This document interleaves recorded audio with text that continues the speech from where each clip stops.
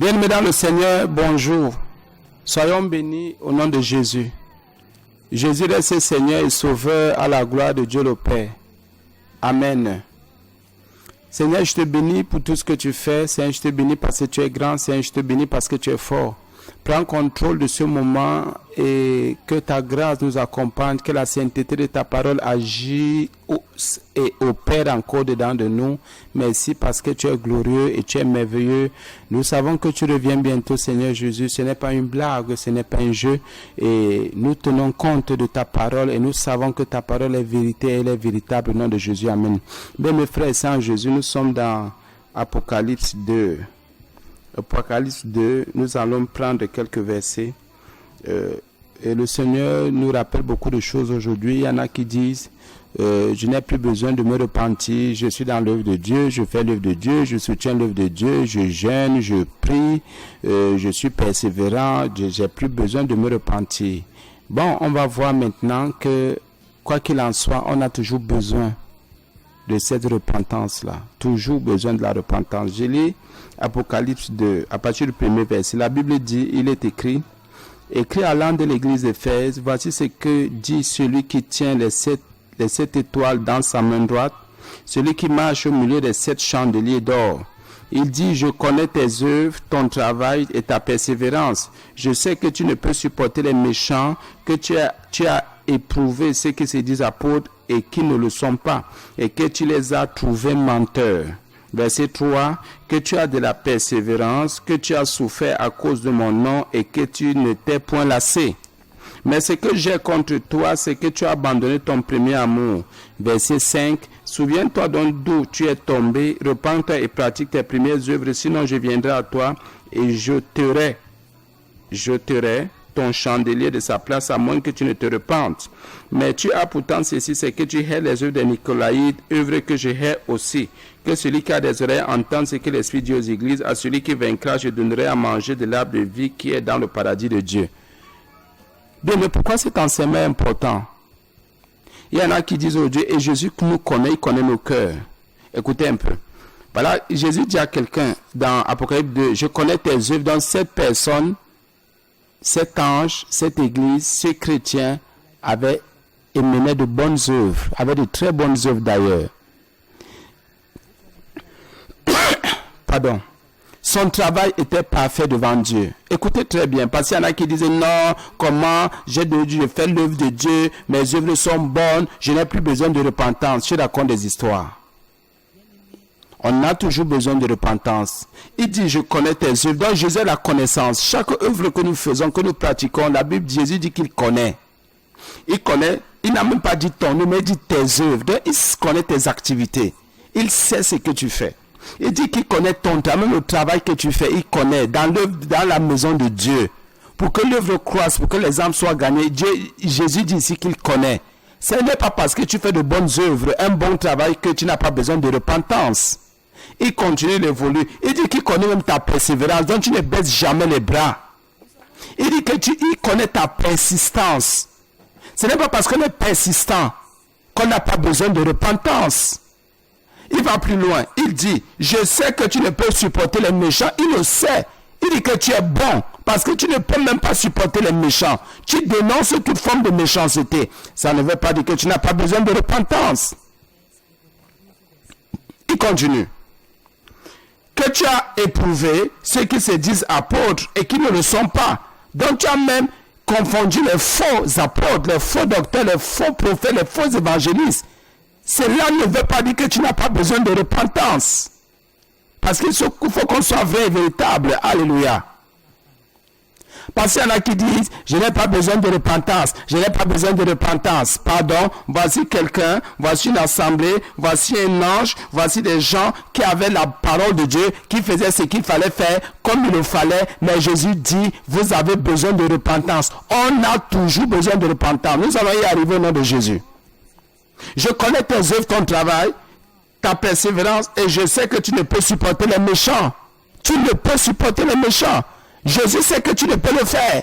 Tu ne peux pas les supporter. Tu dénonces les méchancetés. Tu dénonces les abus. Tu dénonces la haine. Mais Jésus dit que tu as toujours besoin de repentance.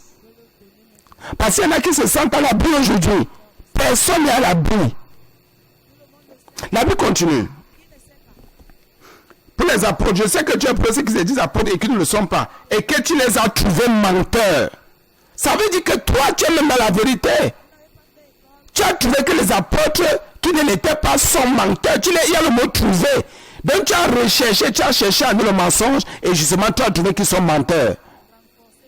Voilà quelqu'un qui était entre guillemets parfait dans l'œuvre. Voilà quelqu'un qui était en accord selon lui, selon ses pensées avec Dieu. Avec Jésus le Christ, il était en accord. Mais l'enseignement de ce matin est très simple, très puissant je crois. Nous ne devons pas nous enorgueillir. Non, je suis trop persévérant. Non, je suis trop dans l'œuvre. Je suis trop dans le travail. Laisse ça. Laisse. Arrête de t'enorgueillir. Tu as besoin de repentance, comme moi j'en ai besoin aussi. La vie continue. Au nom de Jésus. Il dit, et que, verset 3, Apocalypse 2, 3, et que tu as la persévérance, et que tu as souffert à cause de mon nom. Il ramène encore le mot persévérance. Donc tu es même patient, tu as été patient, tu es patient dans la tentation. Puis il dit que tu as de la persévérance. Même quand ça ne va pas, tu es toujours en prière. Tu as toujours foi que quelque chose va changer. Tu sais que Christ est puissant pour toi. Tu sais que c'est son sang qui t'a délivré qui t'a délivré de tous les péchés. Tu le sais, tu attends même sa seconde venue. Jésus dit que même jusque-là, on a besoin de repentance. Et il continue, il va plus loin. Et il dit que tu as souffert à cause de mon nom. Il y en a qui sont en prison, qui sont insultés, calomniés, méprisés, rejetés par leur famille, rejetés par leur mari, par leurs femmes, par les enfants, par la société, par la nation. Nous le sommes aujourd'hui à cause du nom de Jésus. Jésus dit, à cause de mon nom, tu as souffert. Même jusque-là, nous avons besoin de repentance. Ce n'est pas parce que tu as souffert à cause du nom de Jésus que tu vas dire que tu n'as plus besoin de repentance. Jésus dit, je sais. Jésus dit, je le sais. Parce qu'il sait tout, il voit tout, il connaît tout. Il y en a qui se cachent aujourd'hui. Comme j'ai souffert pour Jésus, je souffre même pour lui, on me regarde pour lui, ça veut dire que je n'ai pas besoin de repentance. Tu racontes des histoires. Nous avons besoin de repentance, nous en avons besoin de tous. Personne n'est à l'abri. Personne ne devrait dire non, moi non, jamais. La vie continue. Et je veux vraiment insister. Que tu as souffert à cause de mon nom. Il regarde un peu, c'est un niveau qui est encore plus fort. Il y en a qui n'ont jamais souffert à cause du nom de Jésus. Imaginez alors le niveau de repentance. Et ils ont encore besoin de plus de repentance encore. Parce que ce qu'il fait si est suivi, il commence par le travail.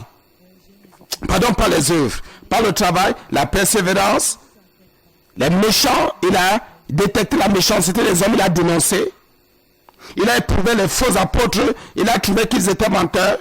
Il a encore été persévérant. Pour dire quoi? Il ne lâche jamais dans la persévérance. La Bible dit, et va plus loin encore, qu'il a souffert. Tu as souffert, j'ai souffert, nous souffrons à cause du nom de Jésus. Jésus dit que ce n'est pas suffisant. Souffrir à cause de son nom ne nous amène pas au ciel. Souffrir à cause du nom de Jésus ne nous donne pas la vie éternelle. Il faut qu'on soit vrai. Être persévérant ne te donne pas la vie éternelle. Travailler pour l'œuvre ne te donne pas la vie éternelle. Faire de bonnes œuvres ne te donne pas la vie éternelle. Mais c'est garder une vie de repentance digne, sincère, véritable. Jésus continue. Et tu ne t'es pas lassé, tu ne t'es pas fatigué. À lui, tu ne te fatigues même pas. Même quand tu es calomnié pour le nom de Jésus. Même quand à cause du nom de Jésus, tu es insulté, tu es rejeté. Tu es bafoué. Tu ne te lâches pas. Tu ne te fatigues pas. Tu continues encore, et encore, et encore, et encore. Jésus dit même jusque là, tu as besoin de repentance. Mais ça veut dire quoi finalement? Qu'est-ce que Jésus veut? Il dit qu'il veut trouver une église propre. Il dit qu'il veut trouver une église pure. Il dit qu'il veut trouver une église irréprochable. Il dit qu'il veut trouver une église claire. Une église obéissante, soumise. Une église qui n'est pas attachée au monde, aux choses du monde, aux choses de la terre. Il dit qu'il veut une église digne de son nom. Digne de l'esprit qui habite en son sein. Il continue. Apocalypse 2. Verset 4. Écoutez ce que Jésus dit à quelqu'un qui ne sait point lasser malgré les persécutions. Mais ce que j'ai contre toi, comment Jésus peut apprécier quelqu'un comme ça? Comment Jésus peut dire de bonnes choses sur un an, sur une église, ça dit sur un chrétien comme ça, et après il dit j'ai quelque chose contre toi? Il faut toujours prier et dire Seigneur, qu'est-ce que tu as contre moi? Jésus a toujours quelque chose contre nous. Ça, c'est pas vrai que ça veut dire quoi? Oui, c'est pour ça que la Bible dit que même le juste se sauve avec peine. Le juste, il est juste. Il doit se sauver aussi. Mais avec peine. Donc avec beaucoup de souffrance. Le juste se sauve avec peine. Même si tu es justifié, ça ne veut pas dire que tu seras sauvé, tu seras au paradis. Le paradis, c'est pas tout le monde qui y entre. Mais Jésus dit, voilà quelqu'un qui l'apprécie. Il fait même des éloges à ce chrétien, à ce pasteur, à cette assemblée. Il fait des éloges. Il dit, j'apprécie ton travail. On t'a persécuté pour mon nom. On t'a rejeté et insulté. Tu ne t'es même pas lassé. Tu ne t'es pas fatigué. Tu as été persévérant. Tu connais, tu as détecté les faux pasteurs, les faux apôtres. Tu as détecté le mensonge qu'il y en a. Tu as continué dans tes bonnes œuvres, dans ton travail, dans ta persévérance. Oh, tu es bien. Mais j'ai quelque chose contre toi.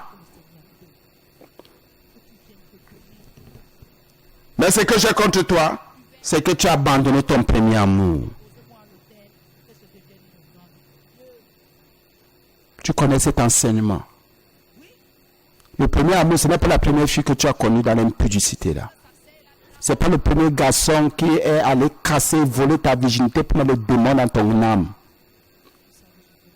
Non, ce n'est pas ton premier amour là. Ton premier amour n'est pas ton premier camarade de classe qui te mettait les mains je ne sais où. Ou ta première camarade qui te faisait je sais quoi. C'est pas ça le premier amour. Le premier amour est l'œuvre que tu accomplissais quand tu avais cru.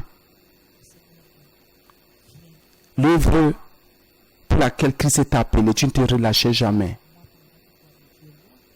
Je vais prendre un exemple très simple, nous allons nous retrouver. Moi, mon premier amour, par exemple, c'est un exemple que je prends. Certains vont se reconnaître. Je lavais le sol au début, c'était mon premier amour, je lavais l'église. Même quand les gens venaient, les gens ne lavaient pas, je lavais l'église. J'essuyais, je nettoyais bien proprement. 5 ans, 10 ans après, j'ai dit non, j'ai trop lavé l'église. Que les nouveaux qui sont venus après moi, depuis 3 ans, 5 ans, ou bien 8 ans après moi, qu'eux aussi lavent. J'ai abandonné mon premier amour. Maintenant, j'ai dit aux autres de le faire. J'ai abandonné. Parce que j'ai dit aux autres de s'en occuper. J'avais déjà fait ma part. Et Jésus dit que c'est ce que j'ai contre toi. Tu as abandonné le don que je t'ai donné. C'est toi qui as reçu le don de laver ce sol-là, de l'astiquer, de bien nettoyer. C'est toi qui as reçu ce don. C'est ça, le premier amour. Il y a la grâce que tu as reçue. C'est toi qui as le mot premier. Tu étais vif dans la prière. Tu étais vivant dans la prière. Mais tu dis non, aujourd'hui je suis trop responsable, je n'arrive plus à prier. Je ne devrais plus prier comme je priais avant parce que j'ai déjà un peu une grande intelligence spirituelle. Voilà le premier amour. Ton premier amour, c'est peut-être le don de libéralité que Dieu t'a donné, t'a fait. Tu savais donner. Tu donnais encore. Mais aujourd'hui, tu te décourages. Tu dis, j'ai déjà trop donné. Que les autres aussi viennent donner. J'ai trop fait depuis plusieurs années. Que les autres viennent aussi faire. Que les nouveaux viennent faire. Que les nouveaux convertis viennent le faire. Que les nouveaux pasteurs le fassent aussi. Parce que moi, je l'ai trop fait. Voilà le premier amour qu'on a abandonné. Jésus dit que c'est ce qu'il a contre nous. Toi qui tu t'occupes si bien ou très bien de ton mari, de ta femme, de tes enfants. Quand c'était encore chaud là. Mais aujourd'hui, après 5 ans, 10 ans, 20 ans, tu dis que tu es fatigué. Tu ne peux plus faire les premières choses parce que ton âge. Jésus n'a pas dit ici que tu es âgé. Jésus n'a pas dit que tu as un âge avancé. Jésus n'a pas dit que tu t'es affaibli. Au contraire, puisque Jésus dit, je connais ta persévérance. Il dit, tu n'étais point lassé. Mais lassé dans quoi? Il y a quelque chose que tu as abandonné. Le premier amour. Tu ne t'es pas lâché pour toutes les autres choses. Mais pour ton premier amour, tu t'es lâché. Et tu t'es lassé. Tu dis, je ne peux plus laver le sol.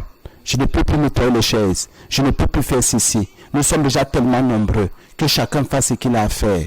Tu as abandonné ton premier amour. Tu as abandonné. Jésus dit dans Apocalypse 2, verset 4, mais ce que j'ai contre toi, c'est que tu as abandonné ton premier amour. On peut faire de bonnes œuvres. Et même jusque-là, Jésus, c'est pas parce que tu fais de bonnes œuvres que tu crois qu'il n'a rien contre toi. Jésus a quelque chose contre son Église. Nous ne prêchons plus la sanctification. Au début, on prêchait sanctification, sanctification, sainteté, sainteté. Vous voyez un pasteur, sanctification, sanctification, sainteté. Et après, c'est le monde qui a envahi son âme. Ce sont les œuvres de la chair. C'est le péché. Il commence à tout faire pour séduire les hommes. Non. Non. Il dit, c'est que j'ai contre toi. Jésus a quelque chose contre l'Église. Non, nous avons de bonnes œuvres ici chez nous. Il y a les miracles, il y a les produits, il y a les guérisons, il y a ceci, cela. Jésus dit, et ton premier amour, tu savais faire des nuits de prière. Tu savais prendre de 22 heures à 1 heure, à 2 heures, à 3 heures. Mais aujourd'hui, tu as abandonné ton premier amour, qui était cette prière-là, qui te gardait en communion avec Dieu. Qu'est-ce que tu as abandonné, mon frère? Ce que tu as abandonné, c'est ce que Jésus a contre toi. Qu'est-ce que tu as quitté? Qu'est-ce que tu as délaissé? Quelle est la bonne action que tu as laissé tomber, qui concernait Christ? Christ est venu ramener notre premier amour. On peut faire toutes les œuvres qu'il faut faire. Jésus n'est pas contre. On ne le remet même pas, n'est pas contre. Mais seulement parce qu'on a abandonné notre premier amour, Jésus nous dit, je vais vous quitter. Je vais vous enlever ce que je vous ai donné. Et le premier amour, fais tout ce que tu veux faire dans le monde entier. Chasse tous les démons, guéris tous les malades. Vis une vie de sainteté, de sanctification comme tu veux. Mais si ton premier amour est abandonné, ça ne servira à rien. Et nous sommes nombreux comme ça. Vous avez une femme qui s'occupait de sa maison. Parce que dès qu'elle voit les enfants grandir, elle dit, j'ai fait les enfants. Elle abandonne son premier amour. Vous voyez un homme dit, non, mais déjà j'ai trop, c'est trop, on me demande trop. Depuis plusieurs années, c'est moi qui fais ceci. C'est le premier amour qu'il faut entretenir. Donc le premier amour concerne les dons que Dieu nous a donné, la grâce qu'il nous a accordée. On a manifesté cette grâce pendant plusieurs semaines, plusieurs mois, plusieurs années. Au début, là, on était actifs, on était même suractifs. Plus qu'actifs même. Mais après, avec le temps, on a vu qu'on a déjà une certaine stabilité. On dit c'est aux autres maintenant de venir laver le sol. Que les nouveaux le fassent. Que les plus jeunes le fassent. C'est aux autres d'en faire maintenant. C'est aux autres de répondre maintenant. Non, nous ne sommes plus à ce niveau-là. Non. Voilà ce que Jésus a contre toi. Donc un jour tu vas dire, Jésus Seigneur, tu connais mes œuvres, non? Tu connais mon travail, tu connais ma persévérance. Tu sais que j'ai même dénoncé les apôtres menteurs, non? Jésus, tu sais que j'ai été persécuté à cause de ton nom et je ne me suis pas relâché. Je ne me suis même pas lassé, je ne me suis pas fatigué, non Seigneur Jésus. Tu le sais. Jésus dit, tu sais. Pour toi là, c'est ton premier amour qui comptait. Ce n'est pas le premier amour de Jésus, mais c'est notre premier amour. Ça veut dire que c'est quelque chose que nous avons aimé faire. Nous avons toujours aimé. Nous avons toujours aimé. Et c'est en faisant cette histoire, en faisant ce travail, en faisant cette œuvre, en pratiquant ce premier amour, ces premières œuvres, que nous étions toujours en accord avec Christ. Il y a des choses que faisons comme on veut faire. Tant que le premier amour ne fait pas partie, ça ne sert à rien. C'est à chacun de prier pour que le Seigneur Jésus lui révèle son premier amour. Mais chacun sait ce qui est premier en lui. Mais ce que j'ai contre toi, Apocalypse 4, c'est que j'ai contre toi. Jésus a beaucoup de choses contre nous, chrétiens. Que chacun revienne à son premier amour. C'est que tu as abandonné ton premier amour. Ton. Ce n'est pas le premier amour de Jésus, c'est notre premier amour. Oh Jésus, j'aimerais qu'on soit clair. Il dit quelque part dans verset 3 que tu as souffert à cause de mon nom. La souffrance est claire, on le sait. Ça souffre à cause du nom de Jésus comme tu veux. Si tu abandonnes ton premier amour, Jésus va tuer quelque chose contre toi. C'est le premier amour qui va faire de toi un chrétien pur, un chrétien vrai. Si tu veux, c'est le premier amour qui va faire ce que tes œuvres, que Jésus connaît, que tes œuvres soient encore plus fortes. C'est le premier amour qui va rendre ton travail parfait. C'est le premier amour qui va donner la puissance à ta persévérance. C'est ton premier amour qui va faire que quand tu vas éprouver ce qui se disent pasteurs, apôtres qui ne le sont pas, quand tu vas être menteur, c'est ton premier amour là qui va faire ce que cette vérité soit éternelle. C'est ton premier amour qui va même rendre ta persévérance encore plus forte. Et la souffrance que tu as à cause du nom de Jésus, cette souffrance sera encore plus évidente. Si c'est une souffrance de gloire, fais toutes ces choses-là, s'il te plaît. Mais sache que c'est le premier amour qui va donner de la vigueur, de la vitalité spirituelle à tout ce que tu auras accompli dans ta maison, dans ton ministère, dans tout ce que tu as fait, dans la communion avec Dieu. Jésus dit, c'est bon, tu fais tout ça. Mais toutes ces choses-là sans ton premier amour, ces choses ne serviront à rien. Le premier amour compte. Il dit qu'il a quelque chose contre nous. Nous sommes relâchés où? À quel niveau? Jésus nous dit ici, nous enseigne, qu'il y a un fondement que nous avons. Il y a une fondation. Fais du bien à tout le monde. Donne à tout le monde. Tant que ton premier amour n'est pas là, ça ne sert à rien. Le bien que tu fais ne sert à rien. Donne à manger, à boire, aide les pauvres, aide les nécessités. Donne 1 milliard à l'église, construis les églises. Fais tout pour l'évangélisation. Tant que ton premier amour ne fait pas partie, n'est pas le socle, le fondement, la fondation spirituelle de toutes tes actions en Jésus, ça ne servira à rien. Il faut qu'on soit très clair là-dessus. Donc, tant qu'il avait le sol, et ça fait 5 ans que tu as abandonné, allez, vas-y, recommence. Toi qui as rangé les chaises, allez, vas-y, recommence. Toi qui étais fidèle à Dieu, si c'est la fidélité qu'on t'a donnée, allez, vas-y, recommence. Toi qui avais une foi ferme, allez, vas-y, recommence. Allez, toi qui parlais en langue pendant des heures, allez, vas-y, recommence. Toi qui faisais des nuits de prière, allez, vas-y, recommence, relance-toi. Parce que c'est ce qui va soutenir tout le reste. Sinon, tout le reste là est inutile. Sinon, pourquoi Jésus dit, mais c'est que j'ai contre toi? Il a quelque chose contre nous. Nous avons besoin de repentance. Arrêtons de nous séduire. Toute l'église aujourd'hui, toutes les assemblées, tout le corps de Christ a abandonné son premier amour. Parce qu'on se dit qu'avec le temps, il y a des choses qui se tuent. Avec le temps, il y a des choses qui s'égrènent, qui se mettent, qui parlent. Non, pour Jésus, ce n'est pas ça. Lui, le premier amour pour Jésus compte. Dis-toi, ce qui concerne la foi, le premier amour peut être le premier engagement que tu avais. Tu ne manquais jamais à l'église. Que ce soit les prières qui en semaine, ou bien le mardi, le mercredi, le jeudi, ou le vendredi, le dimanche, tu ne manquais pas à aucun séminaire, à aucune prière, à aucune réunion, tu étais tout là. C'était peut-être ton premier amour. Mais depuis que tu as baissé les bras parce que tu dis que tu es marié, depuis que tu as baissé les bras parce que tu dis que tu travailles déjà, depuis que tu as baissé les bras parce que tu dis que tu es occupé, toutes les autres œuvres ne servent à rien. Donne tes libéralités, comme vous dites, donne tes dîmes, donne tes offrandes, construis des églises, aide les nécessités, ça ne servira à rien. Sois persévérant, ça ne servira à rien. Jésus aura toujours quelque chose contre toi. Parce que tu ne viens pas à l'église en semaine. Tu ne viens plus, tu ne fais plus tout. Ça dit que sur le mardi, mercredi, jeudi, dans ne sais même pas, ça dépend des assemblées. Ça ne servira à rien. Il déclare quelque chose contre nous, c'est que nous avons abandonné notre premier amour. Maintenant, Dieu verset 5, souviens-toi. Écoutez un peu.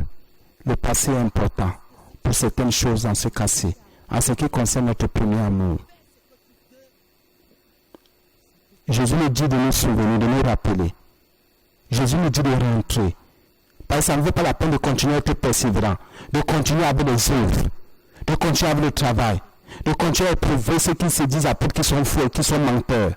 Ça ne sert à rien de souffrir pour le nom de Jésus et de ne pas se décourager, se lasser. Ça ne sert à rien si je ne me suis pas souvenu de là où je suis tombé. Le premier amour est plus important. Compte est incontournable. Le premier amour. Où as-tu jeté ton premier amour? Qu'as-tu fait de ton premier amour? Voilà quelqu'un qui donnait cette libéralité comme premier amour. Toujours libéralité pour que le vœu s'avance. Et c'est le don que tu as reçu. Entre guillemets, je vais parler à la manière des hommes maintenant. Peut-être être partenaire. Parce que même le mot partenariat là n'est pas dans la Bible. Pour être partenaire d'une assemblée, de soutenir le ministère d'un homme de Dieu. Tu as commencé au début. Tu as commencé à donner. Et après, quelqu'un est venu. Ou bien comme tu as dit, j'ai déjà tout donné comme ça. Voilà que tu as abandonné ton premier amour. Tu dis, même je peux déjà faire l'œuvre de Dieu. De mes propres mains, je peux me construire une église. Je peux me faire ceci, je peux me faire mes pasteurs. Je peux. Ton premier amour était la libéralité que tu donnais. Et Dieu t'avait suscité pour soutenir un ministère, pour soutenir un homme de Dieu, pour soutenir une assemblée. Mais tu as abandonné. Construis 1 milliard d'églises. Soutiens toutes les assemblées de la terre. Soutiens tous les autres pasteurs de la terre. Ça ne servira à rien. Ton premier amour, tu l'as abandonné. Et nous sommes nombreux. La Bible dit, souviens-toi. C'est à moi de me souvenir. Jésus nous donne la responsabilité de nous souvenir. Parce que ce souvenir est en nous. Jésus n'est pas fou. Il est Dieu, il est sage, il est véritable. Il dit, souviens-toi. C'est à toi de te souvenir. Ce n'est pas ta femme de te rappeler à ton mari, c'est le pasteur. Parce que comme tu sais à quoi tu es appelé. Et tous les enfants de Dieu comprennent, ceux qui sont de Christ en ce moment comprennent ce que nous sommes en train de dire par le Saint-Esprit. Il dit, souviens-toi. Tu as tout abandonné entre les mains des autres. Tu as tout quitté. Et il y en a comme ça qui ne devaient pas quitter des assemblées. C'est ça l'abandon. Jésus dit, c'est dans telle assemblée que je vais te bâtir. C'est dans telle assemblée que je vais t'élever. C'est dans telle assemblée que je vais faire de toi mon serviteur. C'est dans telle assemblée que je vais te permettre de rester dans ma parole. C'est telle assemblée. C'est ici là, cette assemblée qui sera ton premier amour. Mais parce que l'orgueil est entré dans ton cœur, tu as dit, je change les assemblées. Je m'en vais ouvrir mon assemblée. Je m'en vais dans l'assemblée de mon père, de mon frère, de ma soeur, dans l'assemblée de tel. Ton premier amour était l'assemblée dans laquelle le Seigneur a dit, c'est ici que je vais te bâtir, c'est ici que je vais t'élever. Souviens-toi, le souvenir en toi, qu'est-ce qui a commencé à te détourner? Est-ce l'orgueil? Est-ce le raisonnement? Est-ce des forteresses? Quoi? Est-ce un abus? Est-ce un découragement? Mais la Bible dit pourtant qu'il y a des œuvres que tu continues à faire. Je lui dis, il a quelque chose contre toi. La Bible dit, souviens-toi d'où tu es tombé et repens-toi. Souviens-toi. Entre dans ta mémoire spirituelle. Et va piquer maintenant. Va retrouver ton premier amour. Souviens-toi. L'esprit de rappel est important. Jésus dit, rappelle-toi. Oh, je fais ceci, je fais cela, je fais l'œuvre de Dieu, je suis dans le travail de Dieu, je sais qui est bon pasteur, bon apôtre, faux apôtre, et parce qu'ils sont les menteurs, je les connais, je sais, je suis persévérant, je suis encore persévérant, je suis persécuté à cause du nom de Jésus, je ne me fatigue pas, malgré les persécutions, je continue. Jésus dit, je le sais, je connais tes œuvres, je connais toutes ces choses, je sais ce que tu fais, mais j'ai quelque chose contre toi. Tant que tu ne vas pas revenir à ton premier amour, toutes ces choses-là ne serviront à rien.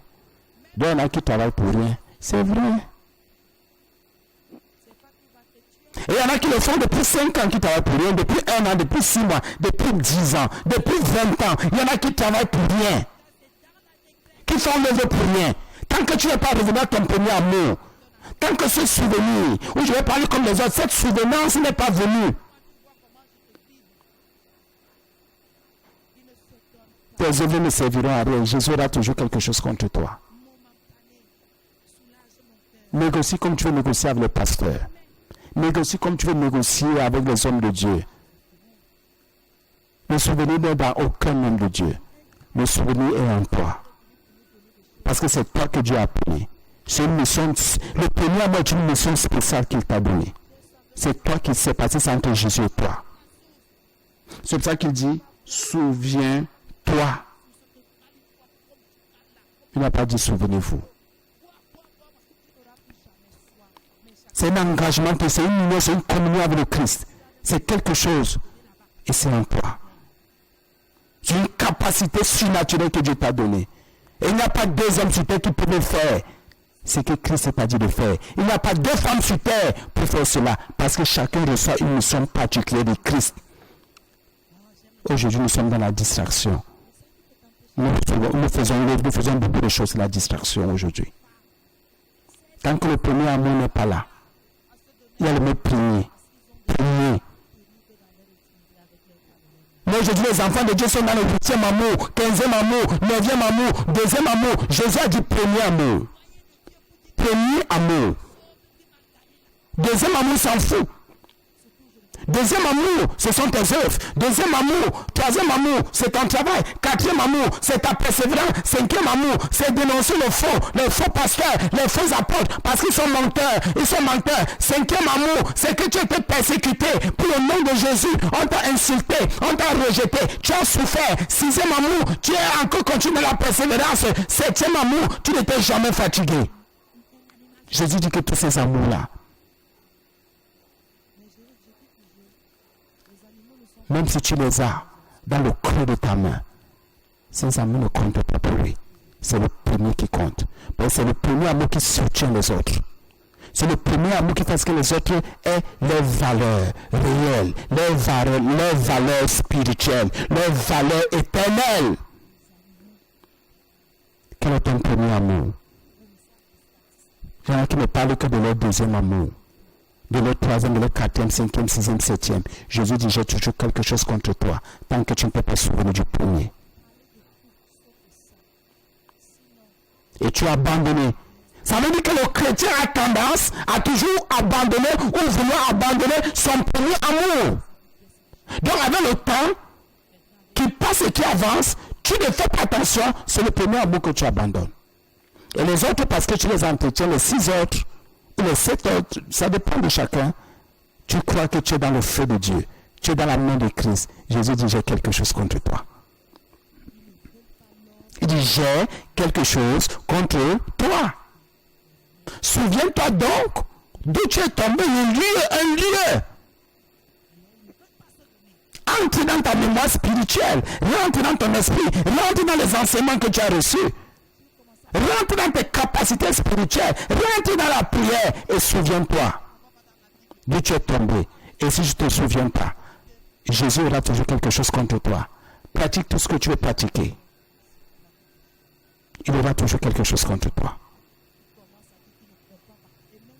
Souviens-toi d'où tu es tombé, d'où tu as abandonné, où tu as abandonné, à quel endroit. Était-ce d'un bar, chez une prostituée, dans ton village, chez un ami, une frère, une soeur, est-ce à l'église même?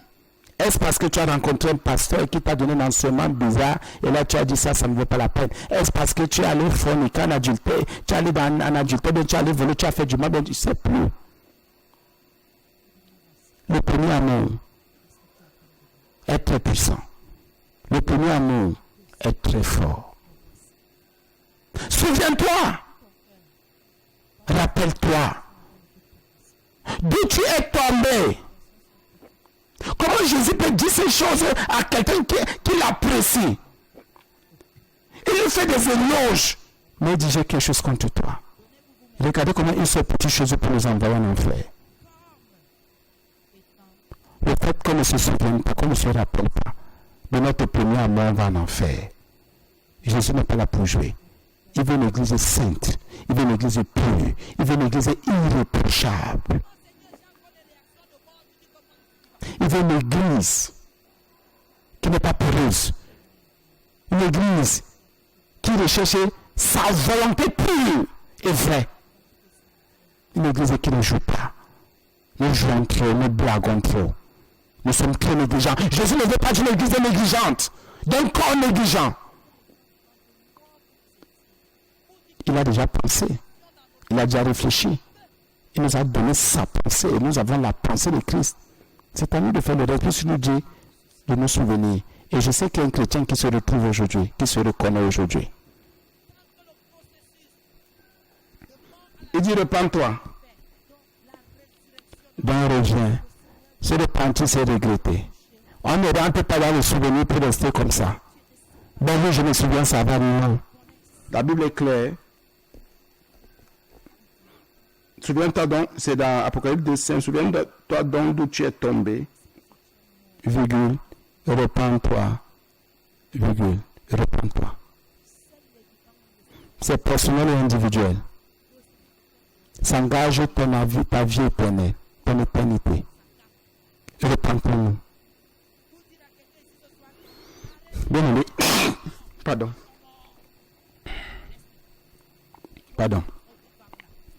Bien aimé, souvenez-nous, rappelons-nous.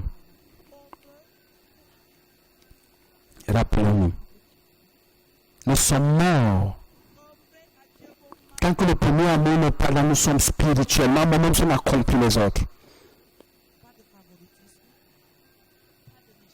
C'est vrai. Et c'est très vrai. C'est un peu comme quelqu'un qui dit, je vais prier, mais il n'a pas la foi. Sa prière ne servira à rien, même s'il avance 1 milliard de choses.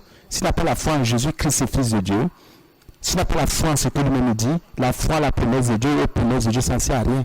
Il va prier, et si parce qu'il croit qu'il prie, il est un homme de prière, une femme de prière, il donne à manger aux gens, il donne à manger aux pauvres, il va dans le truc des orphelinats, il donne, ça ne servira à rien puisque la foi n'est pas là. Il donne le carton de nourriture à sa famille, à son foyer, à son village, aux voisins, aux voisines, il fait tout ça. Ça ne sert à rien. Jésus va tuer lui dire, j'ai quelque chose contre toi, c'est que tu n'as pas la foi. À ma personne, à ma parole et à mes promesses. Et même à ce que tu dis. C'est cet exemple. C'est ça que Jésus dit, mais souviens-toi, ça ne vaut pas la peine d'avoir toutes les œuvres, de faire toutes ces choses, toutes ces astuces, tout ce travail, d'avoir toute cette persévérance si tu n'as pas la foi. Ça ne vaut pas la peine d'être persécuté, rejeté, de souffrir pour le nom de Jésus si tu n'as pas la foi. Parce qu'il y en a justement qui en souffrent aujourd'hui, qui souffrent pour le nom de Jésus, mais qui n'ont pas la foi, qui disent Jésus de bouche, mais ce n'est pas de cœur. Ça ne vient pas du plus profond de leur esprit, de leur âme. Ce n'est pas profond. Ce n'est pas pur. Ils confessent un Jésus du bout des lèvres. La Bible dit donc, souviens-toi, là où tu es tombé. Tu es tombé, nous sommes tous tombés, l'église est tombée, le corps de Christ est tombé. Parce que le corps de Christ a abandonné son premier amour. Repentons, nous regrettons le mal que nous avons fait parce que nous avons abandonné notre premier amour. Et relevons-nous. Pour se repentir, c'est aussi quoi? Reconnaître le mal qu'on a fait, reconnaître notre défaite, reconnaître notre abandon. Parce que la repentance dépend aussi de ce qu'on a fait. Ici, Jésus nous reproche l'abandon. Donc, on se repent de l'abandon. Nous repentons parce que nous avons abandonné. On se repent de quoi? Nous sommes tombés. On se repent parce qu'on est tombé. Parce qu'il dit, je ne lave plus le sol, depuis là, je lave le nouveau, que le nouveau lave aussi. Ah, c'est là où je tombe. Et après, moi qui venais le mardi, je ne viens plus mardi, je ne viens plus le mardi laver. J'ai abandonné déjà mon poste. Donc, quand quelqu'un abandonne, il tombe. Et celui qui tombe, abandonne. C'est ça. Donc, Jésus nous a tellement aimé même l'église pour dire, bon, tu as abandonné. À quel niveau? Tu es tombé quand? Et il dit ceci, après la repentance, Jésus nous aime. Il dit, et pratique tes premières œuvres. Vous n'avez pas vu que début, au verset 2 d'Apocalypse 2, il dit je connais tes œuvres. Il n'a pas dit je connais tes premières œuvres.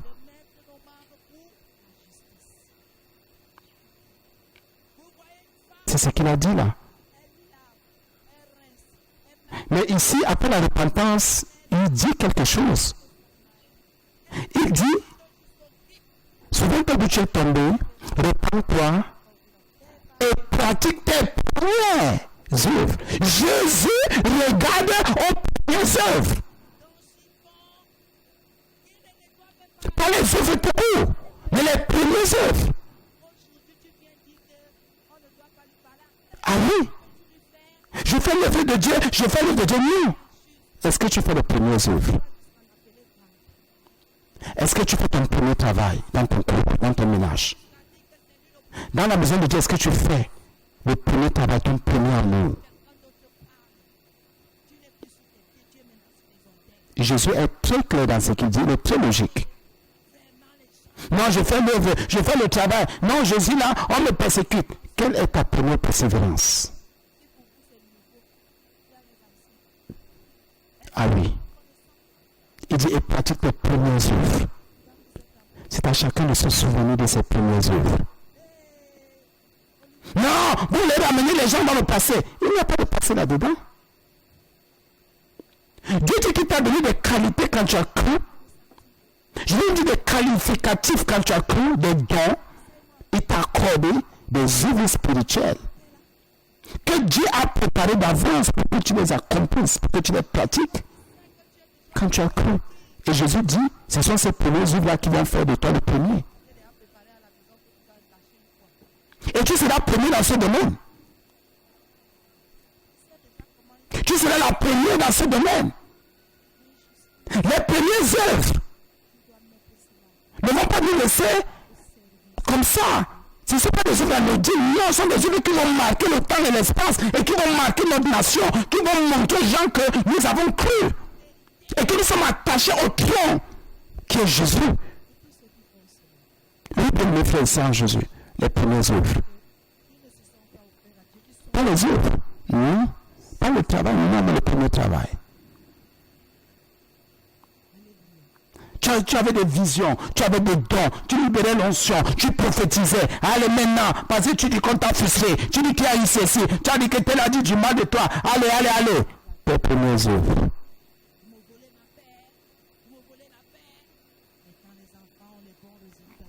Apocalypse 2, verset 5, souviens-toi d'où tu es tombé, de prendre tes pratiques. Tais, pas vous, tais. Il s'adresse à une personne, tais. Dans la même vie, il y en avait, et c'est même plusieurs. Tes premières œuvres. Non, l'autre a fait ça, mais je suis découragé. C'est pour ça qu'il dit que depuis ce jour-là, la fête d'église, là, laisse ça. Tu n'as jamais cru, tu n'as jamais appartenu, tu n'as jamais été du corps de Christ. Depuis quand le pied va dire, tu m'as découragé. Depuis quand la main va dire, tu m'as découragé. Depuis quand l'œil va dire, je ne sais même pas à la narine, vraiment tu me mets mal à l'aise. Ce sont des plaintes inutiles. Et pratique tes premières œuvres. Sinon, ce n'est pas une menace, hein, mais c'est un avertissement. Parce qu'il y a une différence entre une menace et un avertissement. Ça, c'est un avertissement. Tu ne te réponds pas. Si tu ne pratiques pas tes premières œuvres, d'abord, si tu ne te souviens pas, tu ne te réponds pas. Tu ne pratiques pas tes premières œuvres. Voilà trois choses que Jésus attend. C'est là où tu verras. Il a averti son peuple. Jésus dit, souviens-toi. Travail à faire. Je me souviens d'abord. Premièrement, ça n'est pas la peine de me repentir si je ne me souviens pas. Ou si je ne me souviens de rien. Je vais me repentir de quoi? Je me reprends maintenant. Ah oui. Et je pratique mes premières œuvres. Je ne vais pas pratiquer mes premières œuvres si je ne me suis pas repenti. La repentance compte en tout, surtout et partout. Il y en a qui disent, je me suis souvenu, et ça va, je les pratique les premières œuvres. Jésus dit, tu racontes des histoires, repends-toi. Regrette le mal que tu as fait à l'œuvre. Il y a des âmes qui devaient être gagnées. Il y a des âmes qui devaient être gagnées, et pour cela, nous avons perdu des âmes. Tu as perdu des âmes. Tu as fait que les gens se découragent.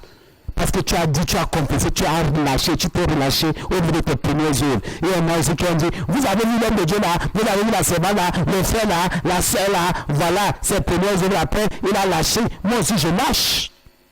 Et combien de personnes tu as découragé? Combien de personnes tu as tué, tu as assassiné comme ça? En confessant, en disant je ne fais plus, je ne suis plus là. Et tu as même créé, suscité des choses dans le cœur des gens. C'est pour ça qu'il faut la repentance. Et nous en avons besoin. Et là, on pourra pratiquer nos premières œuvres, parce qu'on s'est repenti, nous en accord avec le couloir, et qui va nous ramener encore, et qui va nous remplir, et les choses passées reviendront. Cette puissance que nous avons enterrée nous-mêmes. Mais l'avertissement, pas la menace, l'avertissement ici, hein? Il dit, je viendrai à toi. Je viendrai à toi. Personne ne peut se cacher. Il dit, je viendrai à toi. Il dit, je vais te chercher. Tu n'as pas besoin de me chercher. Je vais te chercher. Vous qui êtes là, au lieu de pratiquer les premières œuvres, vous êtes au niveau des œuvres tout court. Je viendrai à toi et jeterai ton chandelier de sa place. À moins que tu ne te repentes. Pourquoi on insiste encore à moins que tu ne te repentes? Parce qu'il y en a qui vont encore raisonner aujourd'hui. Et il y en a qui raisonnent. Je vais enlever l'église, le chandelier qui produit la lumière, qui donne la lumière qui éclaire. Je viens de me ôter la lumière même qui brille en toi là encore. Même le peu de gloire que tu as là, je vais venir enlever. Même la petite nourriture que tu mangeais, même l'œuvre que tu dis que tu avais fait là, ça je vais venir enlever. Le chandelier qui brille dans ton âme là, toi qui te croyais déjà là-bas là, je vais enlever. Ce qui faisait ta force, c'est ça le chandelier. Ce qui faisait briller. Ce qui faisait de toi une femme bien, admirable. Les gens t'admiraient même bien, les hommes t'admiraient. Je vais venir enlever ce chandelier. Je viendrai à toi. Jésus est clair. Il dit, j'ôterai ton chandelier de sa place. À moins que tu ne te repentes. Amen. Je vais arrêter ici, bien mes frères et sœurs en Jésus. Et pardonnez-nous encore. Que la grâce de Dieu nous accompagne. Que la vérité de son âme agisse au-dedans de nous. Que l'esprit de repentance soit notre partage. Que sa vérité nous dirige dans la sainteté de tous ses sentiers. Que son honneur et sa gloire nous donne sa vie. Merci Jésus pour l'éternité. Nous nous repentons et nous revenons. J'ai prié Seigneur. Je sais que tu es exaucé. Au nom de Jésus. Amen. Mise en forme. L'espace qui vous permettra de remettre en forme tout ce qui a été déformé par la société, les hommes, la famille, vous-même et par